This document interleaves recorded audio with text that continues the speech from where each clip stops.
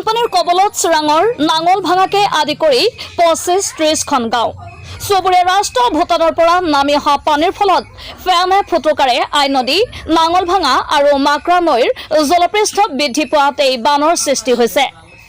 নিশাৰে পৰা বাঢ়ি অহা নৈকেইখনৰ বাঢ়নী পানীত ভাৰত ভূটান সীমান্তৰ বহু গাঁও ইতিমধ্যে বানৰ কবলত পৰা পৰিলক্ষিত হৈছে।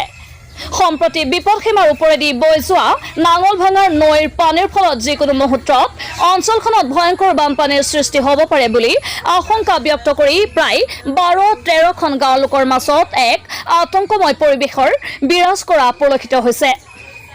চিৰাঙৰ পৰা ছফিয়ৰ মণ্ডলৰ ৰিপৰ্ট ডি নিউজ এক্সপ্ৰেছ 365।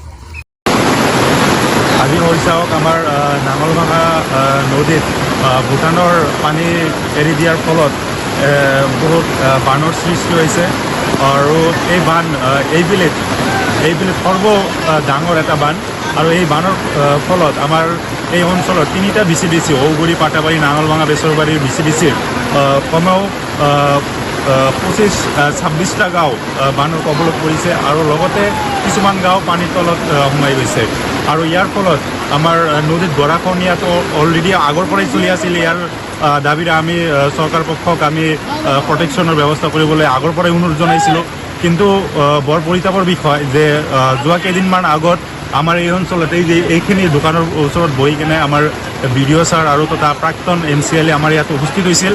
আমি এইটো প্ৰটেকশ্যনৰ কথা আমি BDO ছাৰক আমি দাবী জনাইছিলোঁ। প্ৰটেকশ্যন অলৰেডি আছিল, তো প্ৰটেকশ্যনটো অলপ মেৰামতি কৰি দিবলৈ অনুৰোধ জনাইছিলোঁ আৰু তথা আমাৰ ইয়াতে প্ৰাক্তন MCLA উপস্থিত আছিল, তেখেতক আমি অনুৰোধ জনাইছিলোঁ আমাৰ ৰাইজৰ তৰফৰ পৰা যাতে আমাৰ ইয়াতে এটা প্ৰটেকশ্যনৰ ব্যৱস্থা তাৰমানে অলৰেডি কৰিছে তেখেতে, কিন্তু জাগা অনুযায়ী কৰা নাই। তো আমি এইটো মেৰামতি কৰাৰ কাৰণে অনুৰোধ জনাইছিলোঁ, কিন্তু আজি চাওক আজি ইমান বান হৈছে, বানৰ ফলত এই প্ৰটেকশ্যনটো অলৰেডি আছিল এইটো ভাঙি গ'ল। ভাঙি যোৱাৰ ফলত এতিয়া দক্ষিণ ফালে যিমানখিনি গাঁও আছে তাতে গৰাখহনীয়াৰ সৃষ্টি হৈ আছে অলৰেডি আৰু